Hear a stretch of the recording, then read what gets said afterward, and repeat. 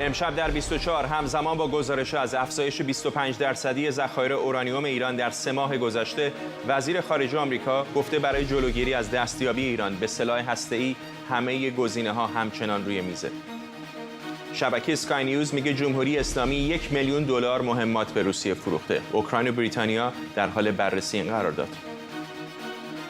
و مخالفت اسرائیل با غنیسازی اورانیوم در عربستان. وزیر انرژی اسرائیل گفته نزدیکی به ریاض مهمه، اما نه به قیمت هسته‌ای شدن سعودی. از واشنگتن دی سی این 24 است با فرداد فرحزاد.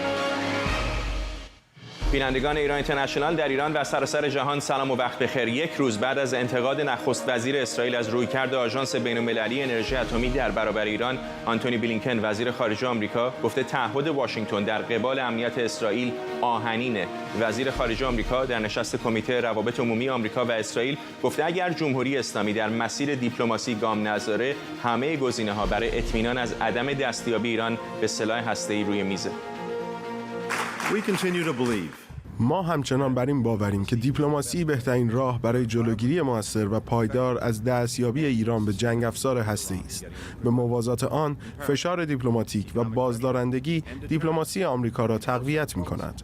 اگر ایران مسیر دیپلماسی را رد کند، در آن صورت همان گونه که رئیس جمهور بایدن بارها تصریح کرده، همه گزینه‌ها روی میز است تا اطمینان حاصل شود که ایران به سلاح هسته‌ای دست نخواهد یافت. رافائل گروسی مدیر کل آژانس بین‌المللی انرژی اتمی در گزارشی به شورای حکام آژانس گفته که ذخایر اورانیوم ایران در 3 ماه گذشته 1/4 بیشتر شده. به گفته آقای گروسی، ذخایر اورانیوم با غنای 20% جمهوری اسلامی به حدود 500 کیلوگرم و ذخایر اورانیوم با غنای 60% به 100 کیلوگرم رسیده. آقای گروسی توضیح داده که درباره توافق با ایران پیشرفت‌های حاصل شده، اما نه به اندازه‌ای که به اون امیدوار بودند. ذخایر کلی اورانیوم غنی شده ایران هم طبیعتاً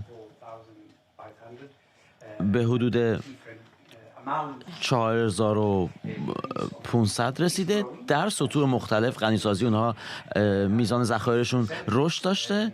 در مورد 60% هم که گفتیم 100 کیلوگرم، همونطور که همکارتون داشت میپرسید پیشتر، میزان ذخایر داره افزایش پیدا میکنه.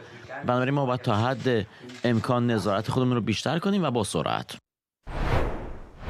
شهرام خلدی استاد تاریخ و علوم سیاسی از اونتاریو با ماست. آقای خلدی، وقتی حرفای آقای گروسی رو و وزیر خارجه آمریکا آقای آنتونی بلینکن رو گوش میدید، به نظرتون اینها ابزارهای چانه‌زنی است در آستانه یک توافق احتمالی یا نشان از یک شکاف عمیق‌تر داره؟ خدمتتون درود می‌فرستم جناب فرحزاد و خدمت همه بینندگانتون. به نظر من این مذاکرات به یک مرحله حساس رسیده. معمولاً هیچ طرفی تا این اندازه و با شدت درباره یک مسئله‌ای صحبت نمی‌کنه، ولی و به خصوص در مورد سخنرانی آقای بلینکن در اون متنی که ایشون صحبت کردن که همون انجمن روابط اسرائیل و ایالات متحده باشه، چرا که ایالات متحده به شدت بر این امر تاکید میکنه که اسرائیل نباید به صورت یک طرفه سعی بکنه که توانایی هسته ایران را از بین ببره. من فقط یک نکته رو خدمتتون عرض بکنم. من مصاحبه خبری همین کنفرانس خبری آقای گروسی رو دیدم. چند تا نکته هست در مورد این کنفرانس خبری که به نظر من باید بهش دقت بشه. یکی این که آژانس مشخصاً ارفاق قائل شده برای جمهوری اسلامی. به نظر میرسه برای اینکه همکاری داوطلبانه جمهوری اسلامی رو بیشتر بکنه. ولی فراموش نفرمایید آژانس یک نهاد جزء سازمان ملل نیست. آژانس یک نهاد مستقل از سازمان مللی که با سازمان ملل همکاری میکنه. بنابراین این احتمال وجود داره که گفته‌های آقای گروسی و ارفاقی که آژانس کرده در مورد میزان در واقع بازرسی و نظارتی که از طریق بعضی دوربین‌هایی که آژانس فعلا اجازه داده شده بهش که بگذاره در بعضی از این سایت‌ها، نشانه‌ای بر این باشه که از یک طرف امریکایی‌ها میخوان یک سری ارفاق‌هایی داده بشه، ولی از طرف دیگه میخوان نشون بدن که بسیار جدی هستن برای اینکه جمهوری اسلامی توانایی خودش رو برای غنیسازی از اون چه که هست بیشتر نکنه. یکم تناقض هم در صحبت‌های مقامات دولت بایدن نمی‌بینید؟ چون از یه طرف خیلی اوقات وقتی ما خبرنگارای ما از وزارت خارجه آمریکا در مورد احیای برجام میپرسن، همیشه یک جواب دیپلماتیک میدن که فعلا مذاکرات احیای برجام در دستور کار ما نیست. ولی از طرف دیگر آقای بلینکن میگه که ایران باید به مسیر دیپلماسی رو بکنه، دیپلماسی رو باید دنبال بکنه. یعنی از یه طرف میگن احیای برجام دستور کارمون نیست، از طرف دیگه از ایران دیپلماسی میخوان. چطور میبینید این تناقض رو؟ این در واقع نکته سنجی شما بسیار مهم هست، برای اینکه احیای برجام دقیقاً مهم نیست براشون، ولی چه چیز دیگه ای داره جای برجام رو میگیره؟ این پرسش رو باید ازشون کرد. یعنی مشخص هست که ما به چیزی به نام برجام بر نمیگردیم، ولی اون موافقت نامه نسبتاً جامعی که به اندازه برجام جامع نیست به خاطر تغییر شرایط و تغییر در واقع اوضاع احوالی که اتفاق افتاده، هم در توانایی هسته ایران، هم در مسائلی که در سطح جهان و منطقه اتفاق افتاده، آیا ما داریم به سوی یک در واقع توافق دیگه‌ای میریم با فرمول دیگه‌ای؟ و پرسشی که در اینجا وجود داره اینه که بعضی مسائل منطقه‌ای مثل اینکه عربستان واقعا انتظار داره که یک توانایی هسته‌ای پیدا بکنه، به خاطر اینکه امریکایی‌ها دقیقاً از زمان آقای اوباما به این طرف به تدریج شروع کردن عقب نشین کردن و واگذار کردن امور امنیتی منطقه به کشورهای متحد خودشون. آیا ما داریم وارد یک توافقنامه‌ای میشیم که درش برخی از کشورهای منطقه که اخیراً روابطشون رو با جمهوری اسلامی بهتر کردن، به علاوه چین و روسیه در کنار اروپا به نیابت از آمریکا داره برقرار میشه؟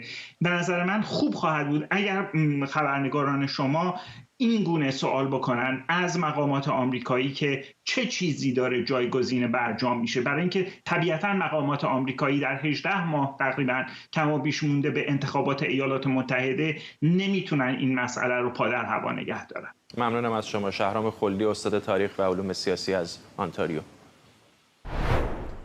وزارت دفاع بریتانیا میگه استفاده روسیه از پهپادهای ایرانی علیه اوکراین در ماه میلادی جاری بیش از هر زمان دیگری بوده. بنا به تازه‌ترین ارزیابی اطلاعاتی وزارت دفاع بریتانیا، روسیه در ماه پیش بیش از 300 حمله با پهپادهای ایرانی انجام داده که اوکراین 90% این حملات رو خنثی کرده. آمار منتشر شده از سوی وزارت دفاع اوکراین نشون میده روسیه تا به حال بیش از 2900 پهپاد رو در جنگ با این کشور از دست داده. شبکه اسکای نیوز به سندی 16 صفحه‌ای دست پیدا کرده که نشون میده جمهوری اسلامی برای جنگ اوکراین مهمات جنگی به ارزش حدود $1 میلیون به روسیه فروخته. این اسناد که مربوط به 1 سال پیش میشه، شامل قراردادی برای فروش چند مدل گلوله توپخانه، تانک و راکت. نخست وزیر اوکراین این اسناد رو ماه پیش به وزیر خارجه بریتانیا ارائه کرده و حالا دو طرف در حال بررسی اعتبار و جزئیات بیشتری این اسنادن. اسکای نیوز نوشته به سند دیگری هم دست پیدا کرده که شامل قرارداد فروش ادوات تانک T-72 و همینطور توپخانه هویتزر و مهماتی به ارزش $740,000. امید معماریان، روزنامه‌نگار از دیترویت با ماست. آقای معماریان، پیش از هر چیز رقمه به نظر خیلی زیاد نمیاد، درسته کلمه میلیون توش داره، ولی گمان می‌کردم مثلا توافقات تسلیحاتی باید خیلی بیشتر از اینها باشه. کاملا همینطور هست. اول بعد همونطور که اسکای نیوز هم اشاره کرده، باید از صحت این سند مطمئن شد. خود اسکای نیوز نتونسته به طور مستقل صحت چنین سندی تایید بکنه. مقامات امنیتی یا افراد امنیتی به این رسانه گفتن که به هر حال چیز عجیب و غریبی درش نیست و میتونه که درست باشه. اون موضوع قیمت هم، یعنی چیزی که مثلا قرارداد اسلحه‌ای که $1 میلیون است قطعا خیلی پایین هست، ولی گفته شده که این احتمالاً قراردادی هست برای نمونه‌های اسلحه‌هایی که یا سلاح‌هایی که ایران برای روسیه فرستاده. یعنی در واقع اینا چیزایی هستش که اونا از ایران گرفتن ببینن که کار میکنه، وقتی که کار میکرده بعد در تعداد بیشتری از ایران دریافت کنن. برای از این جهت میشه گفتش که این سند یک وقتی که شما صفحه به صفحه‌شو میخونین موارد متعددی داره که با توجه به اطلاعات دیگه‌ای که در خصوص رابطه نظامی آمریکا و روسیه ما الان میدونیم بعد از ماها، خیلی قابل احتمال، یعنی احتمالش خیلی بالا هست که همچین چیز اتفاق بیفته. چیز عجیب غریبی درش نیست که مثلا افراد بیان که مثلا شگفت زده شدیم از این اطلاعات. و از خود سندارم هم کنار بذاریم، روی زمین هم مثلا میشه دید پهپادهای جمهوری اسلامی رو. بله عرض کردم خود این سنده هم اگر اصلا مد نظر قرار ندیم، شواهد روی زمین، چه از کشتی‌هایی که از دریای خزر داره به سمت روسیه میره، چه پهپادهایی که در اوکراین اونها رو بعضی اوقات ساقط میکنن، نشون میده که بالاخره جمهوری اسلامی نقش داره بازی میکنه. کاملا همینطور است. هم مسئله پهپادها هست، هم ماها هست که در خصوص ارسال مهمات ایران به روسیه بحث میشه، گزارش نوشته میشه. و این مسئله هست که قطعا نهادهای امنیتی اطلاعاتی غربی و به خصوص آمریکا و اسرائیل درش اشراف دارن. ولی مسئله هست که به هر حال این سندهای از این دست نشون دهنده جزئیاتی هستن که شاید تا قبل از اون افراد بهش دسترسی نداشتن. مثلا در این سند در خصوص یک مواردی بحث شده که خیلی متعارف هست در نوع قراردادهایی که ایران با طرف‌های یعنی با مشتریان اسلحه در واقع می‌بنده. از جمله اینکه مثلا در یک جایی در خصوص استفاده از صلاحیت قضایی سوئیس برای داوری در مورد اختلاف بین دو طرف در واقع صحبت کردن که یکی از مواردی است که ظاهراً یک مسئله متعارفی است در قراردادهایی که ایران با خریدارها در واقع می‌نویسه. یا که مثلا که نکته جالبی که به نظر من باز بهش اشاره شده بود در این گزارش، وجود غلط‌های املایی در این قرارداد بود که به هر حال توجه جلب کرده بود که این یه مسئله هستش که به هر حال ظاهرا به نظر میرسه که در قرارداد که طرف ایرانی میبنده از این اتفاقات زیاد میفته. ممنونم از شما. امید معماریان، روزنامه‌نگار از دیترویت. وزیر انرژی اسرائیل گفته دولت این کشور مخالف هسته‌ای شدن و ساخت تأسیسات غنیسازی اورانیوم در خاک عربستانه. به گفته اسرائیل کاتس، با اینکه عادی‌سازی روابط با عربستان خیلی با اهمیته، اما اسرائیل این شرط رو قبول نمی‌کنه. پیش از این گفته شده بود که ریاض در مذاکراتش با آمریکا برای عادی‌سازی روابط با اسرائیل 4 شرط تعیین کرده بود که یکی از اونها حق داشتن برنامه صلح‌آمیز هسته‌ایه. منشه امیر، کارشناس امور خاورمیانه از اورشلیم، با ماست. آقای امیر، چرا به نظرتون اسرائیل باید نگران برنامه هسته عربستان باشه؟ چون برخلاف ایران، عربستان سعودی نه اسرائیل رو تهدید مستقیم کرده، نه مثلا مصر و کشورهای همسایه عربستان اسرائیل باش در جنگ بوده. متحد مهم آمریکا هم از. چرا باید اسرائیل نگران باشه؟ بله، ببینید، یه قرارداد نیمبند بین حکومت ایران و دولت ریاض امضا شده که اسرائیل رو به شدت نگران کرده. این نگرانی هنگامی افزایش یافت که دولت‌های عرب تصمیم گرفتن که سوریه رو به جامعه عرب بازگردونند و دیدارهایی که بین وزیران خارجه سوریه و عربستان صورت گرفت.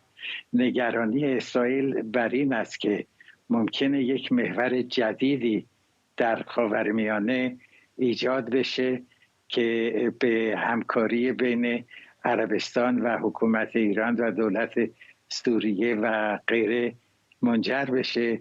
ارزیابی که من کاملا رد میکنم و نمیپذیرم، ولی این نگرانی در اسرائیل وجود داره.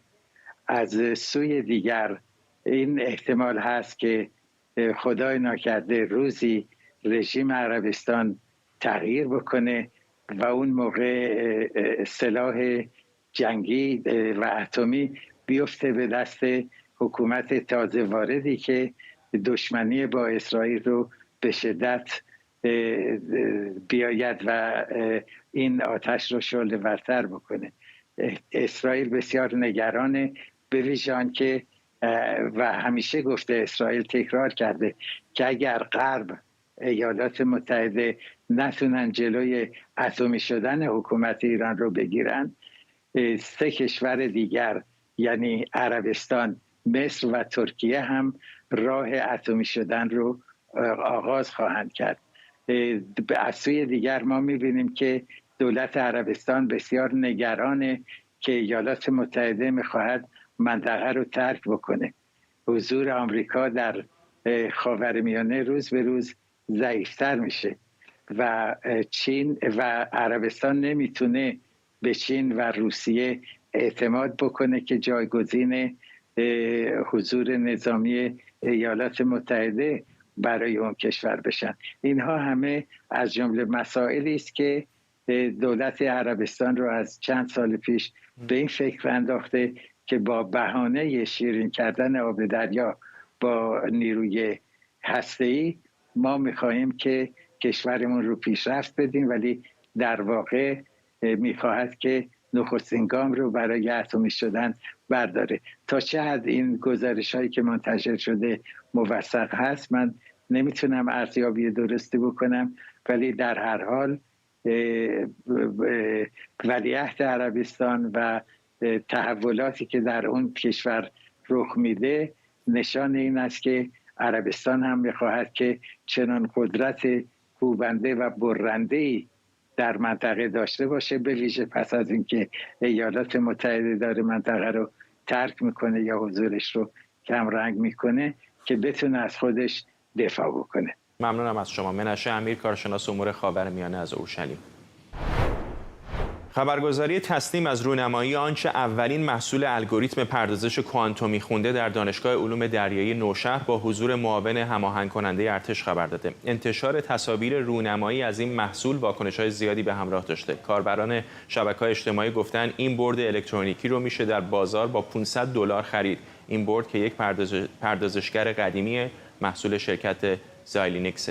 مهدی سارمیفر، روزنامه‌نگار علم و فناوری از کانادا با ماست. آقای سارمیفر، اول از همه میخوام ازتون بپرسم اصلا آیا با پردازنده های عادی حالا معروف به X86 اصلا آیا میشه پردازش کوانتومی یا شبیه سازیش رو انجام داد؟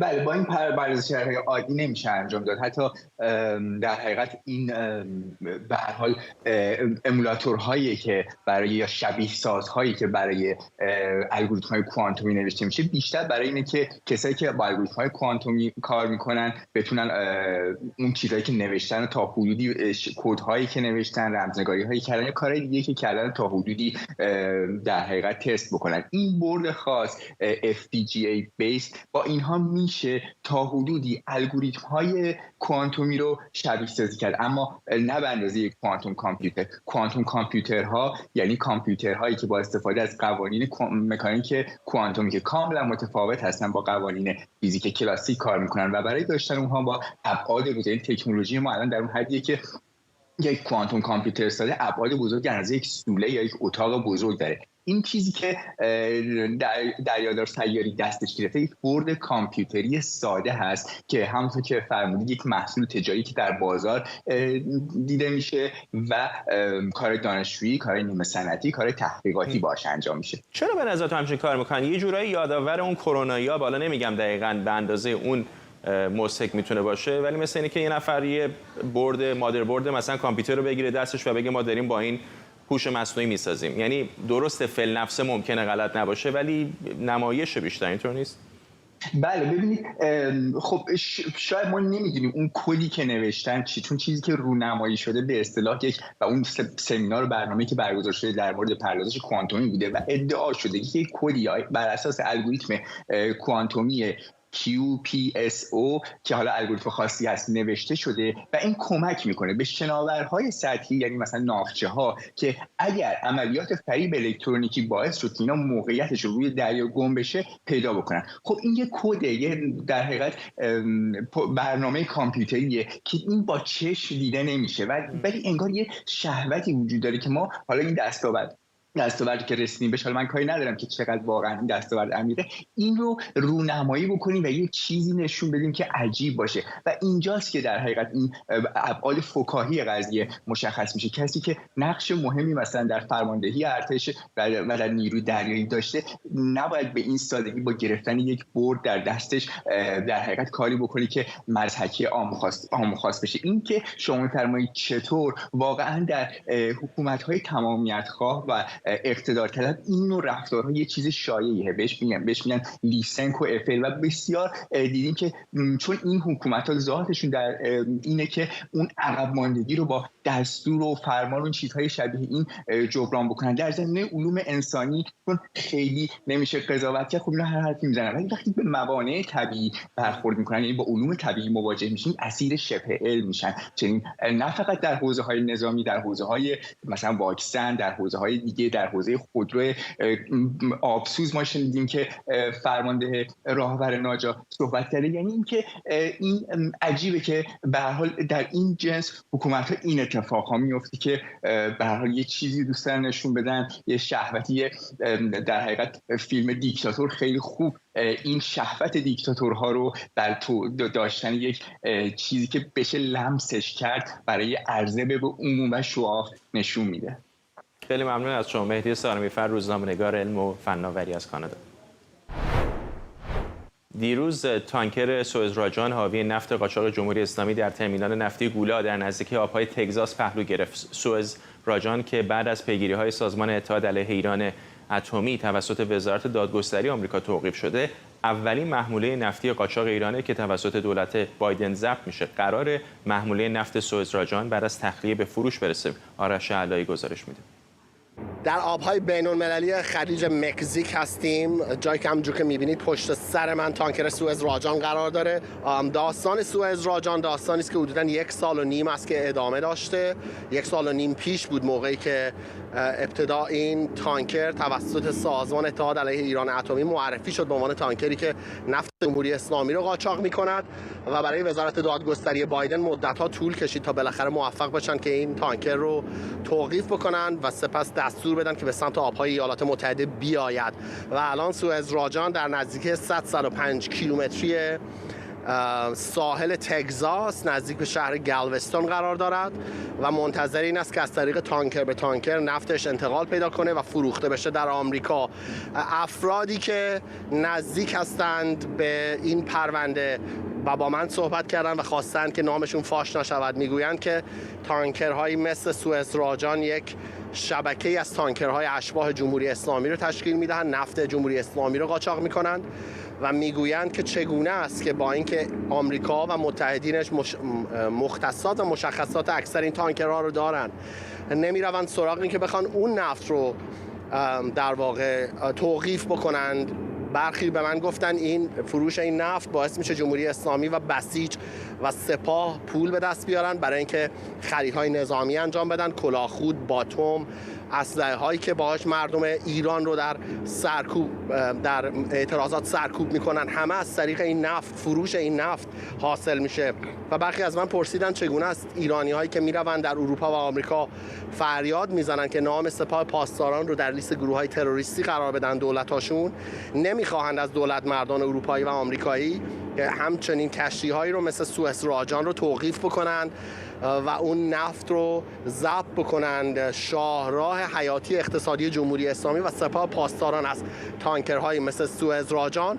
به هر حال فعلا این تانکر در همینجا لنگر انداخته است و خواهد موند تا به زودی نفت اون از طریق تانکر به تانکر به ایالات متحده انتقال پیدا کنه. آرش علایی، خلیج مکزیک.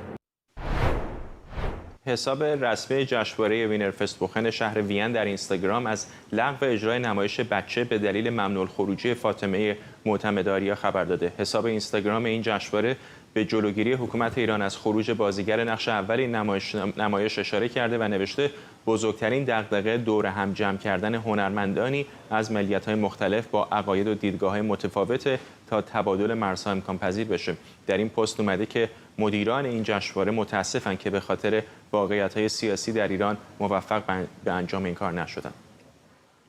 بیتا ملکوتی، روزنامه‌نگار حوزه تئاتر و سینما از واشنگتن با ماست. خانم ملکوتی، جدای این بیانیه‌ای که جشنواره در اینستاگرامش گذاشته از داخل ایران از سمت خانم معتمدآریا چه می‌دونیم که چه اتفاق افتاده و چرا ممنوع الخروجه؟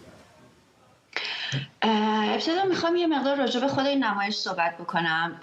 نمایش بچه که در سال گذشته در ایران اجرا رفته در تماشاخانه ایران شهر، در حقیقت نوشته خانم نغمه صمینی هست که یکی از مهمترین نمایشنامه نویسان در حال حاضر ایرانی است که خارج از ایران در حال حاضر فعالیت میکنه. کارگردان نمایش هم یک خانم دیگری است به اسم افسانه ماهیان که ایشون یکی از قدیمی های تئاتر هست که هم بازیگر و هم کارگردانه و در حقیقت این نمایش در یک سلول میگذره و رابطه در حقیقت بازیگر زن این نمایش که نقش اصلی رو داره و خانم معتمدآریا بازی میکنه با بازجو هست.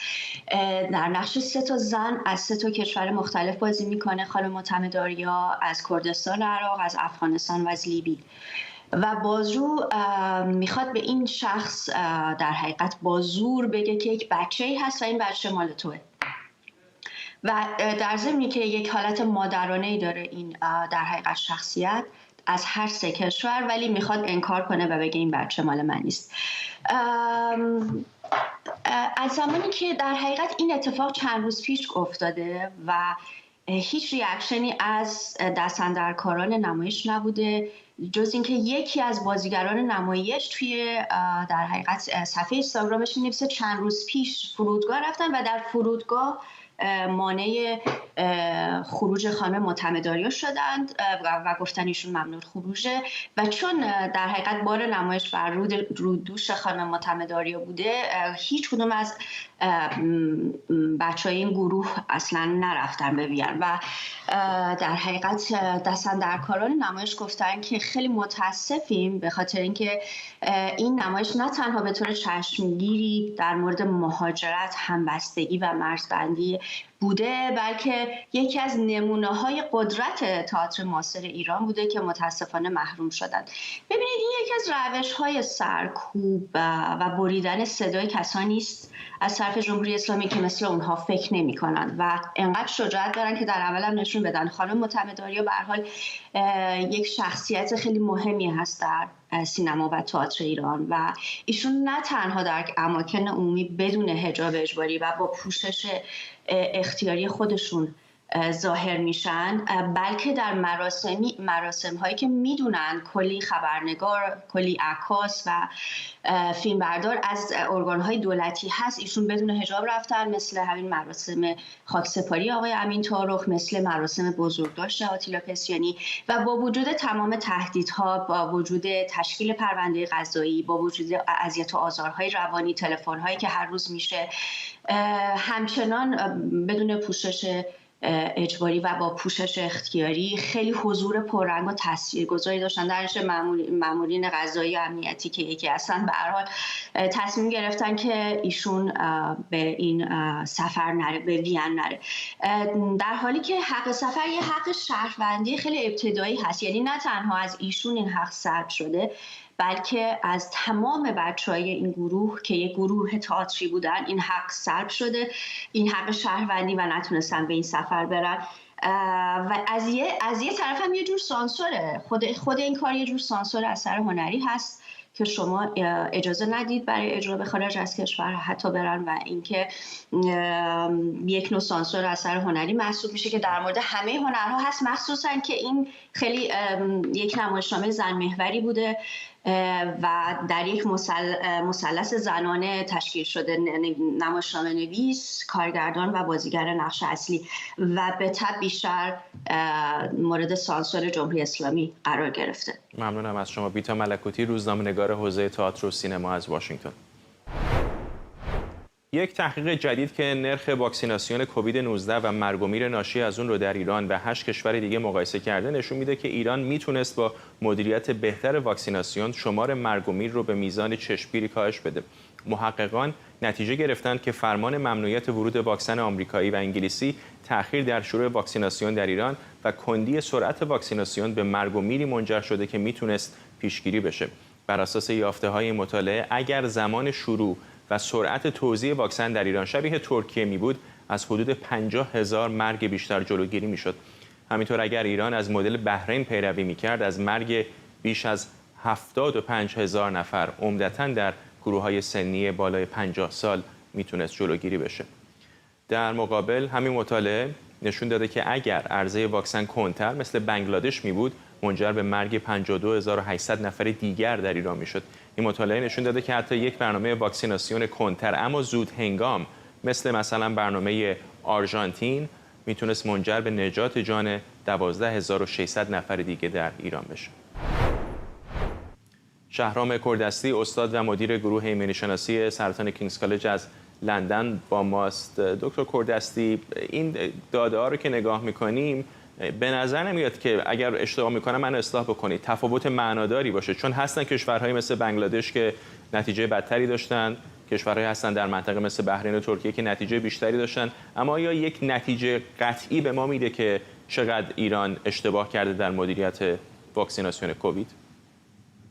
بله، اولا من توضیح بدم در مورد این کار تحقیقی که خب گروهی از دوستان انجام شد و گروه پزشکان خارج از کشور آیفا یکی دو تا از همکارا بودن که کار کردیم روی این قضیه. اگر اشتباه نکنم من اصلاح کنم اسم شما رو هم یه تشکری از شما هم در متن آخر گزارش دیده بودم، درست میگم؟ من یکی از نویسندگان مقاله هستم. و ببینید داستانی که هست این است که مطالعاتی که تا حالا شده همه در مورد این بوده که واکسن چقدر فرق میکنه، چه واکسن بهتر یا بدتره. این خیلی روش کار شده. پوشش واکسن چقدر مهمه.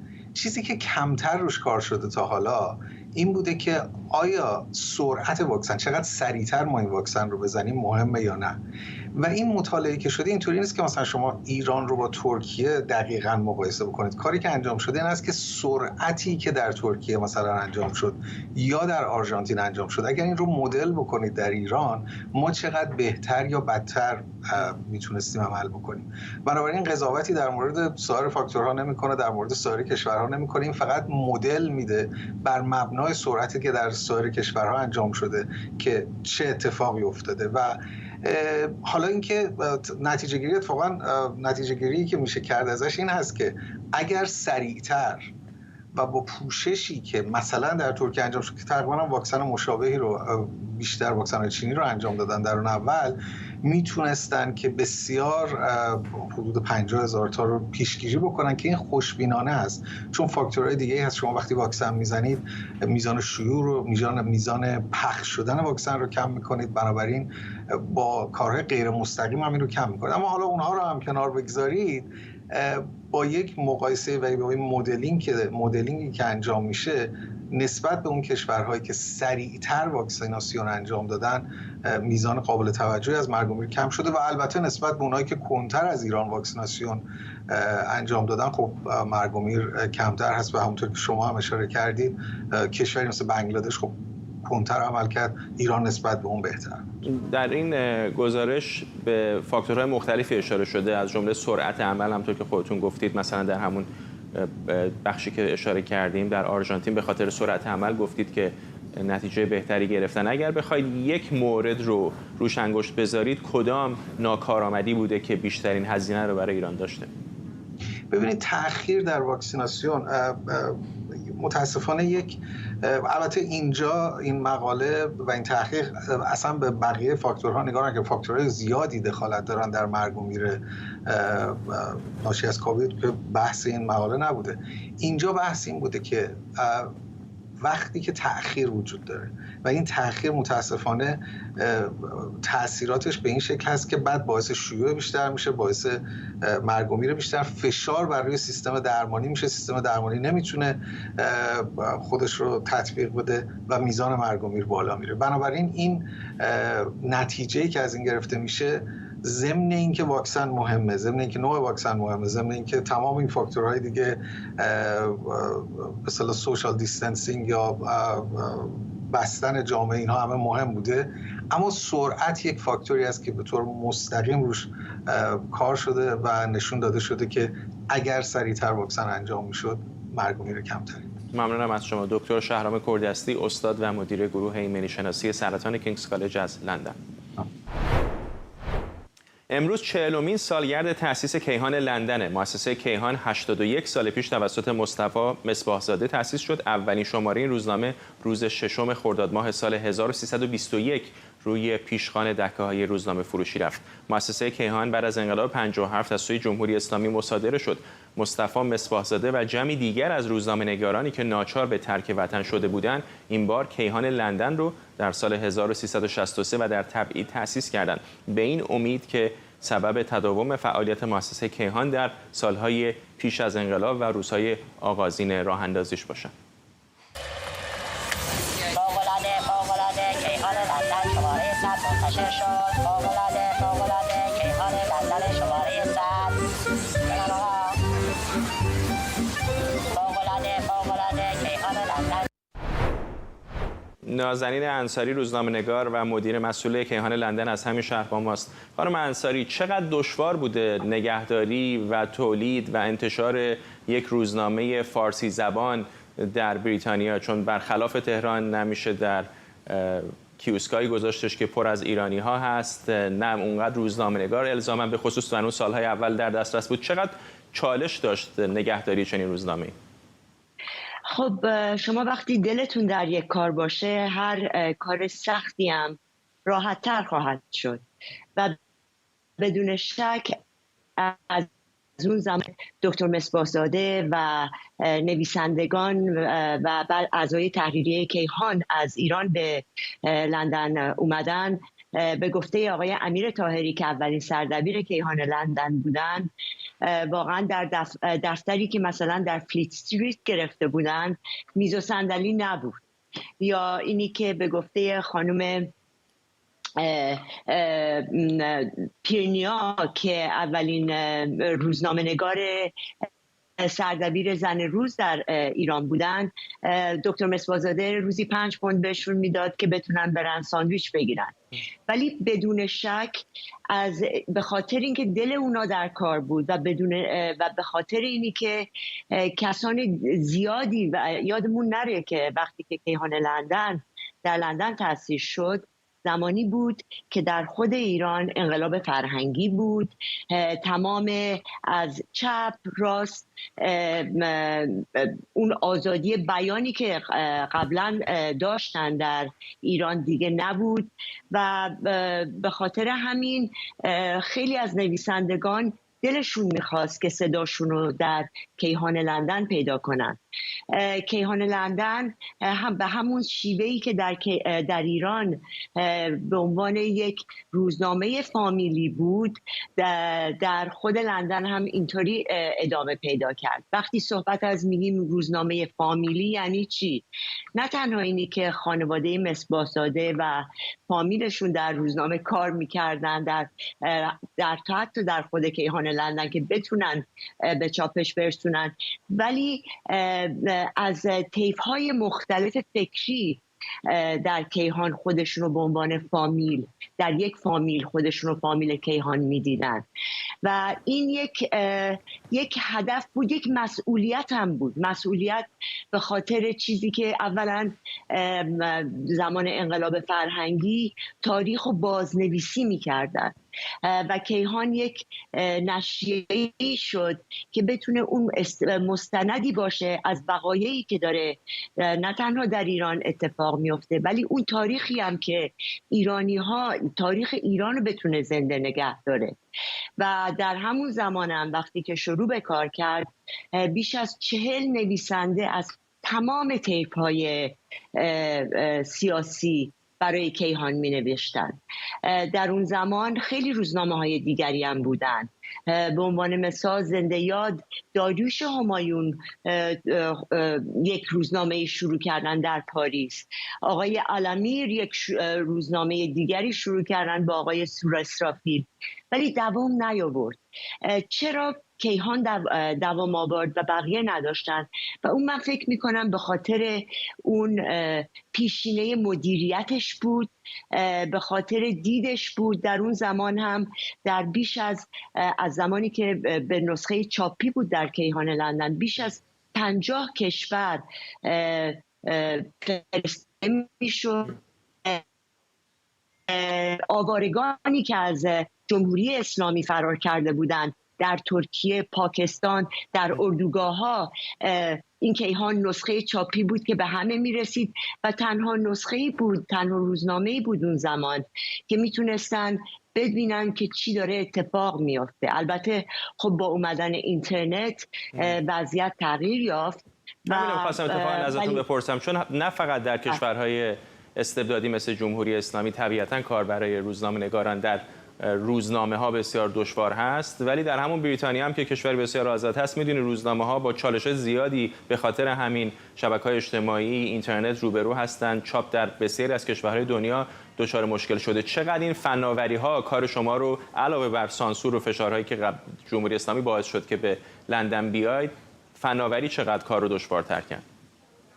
فناوری اتفاقا به ما کمک کرد، برای اینکه وقتی که هنوز روزنامه چاپی بود منتشر میشد به بیش از 30 کشور اینو ارسال میکردیم، پست میکردیم و با اینی که تکنولوژی خیلی مدرن شده بود، ولی مدرنیته با تکنولوژی میاد، ولی باز سیستم پخش روزنامه که شما این رو چاپ بکنین، یه کسی باز ببرتش بذارتش در فرودگاه، هواپیما برسونتش به یک کشور دیگه، اونجا یک نفر دیگه بیاد از تو فرودگاه بگیره توضیح کنه.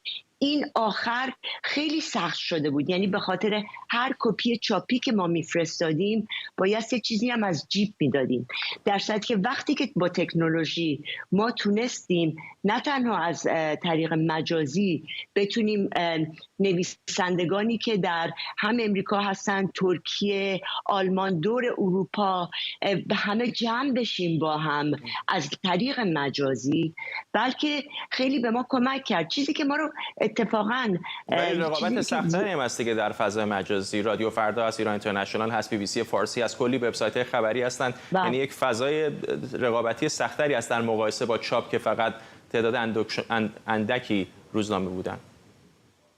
ولی فرقی که کیهان لندن داره پیشینه تاریخی ماست. شما میتونین، یعنی ایران اینترنشنال، BBC فارسی، صدای آمریکا، من خودم برای صدای آمریکا کار میکردم و این کیهان لندن از لحاظ پیشینه تاریخیش با همه اینا فرق داره. یک رسانه ملیه و خوانندگان ما وقتی میان پلوی ما، یعنی ما بدون خوانندگان، بدون کسانی که واقعا همت میذارن، تا حتی کارکنان ما، کسی که میاد برای کیهان لندن مینویسه فقط به خاطر خرج آخر ماهیونش نیست، این به خاطر ارق ملی هم هست که داره. ممنونم از شما خانم انصاری و تبریک برای تولد کیهان لندن. مرسی. ممنون از شما که ما را همراهی کردید. برنامه رو با تصاویری زنده از واشنگتن به پایان میبریم.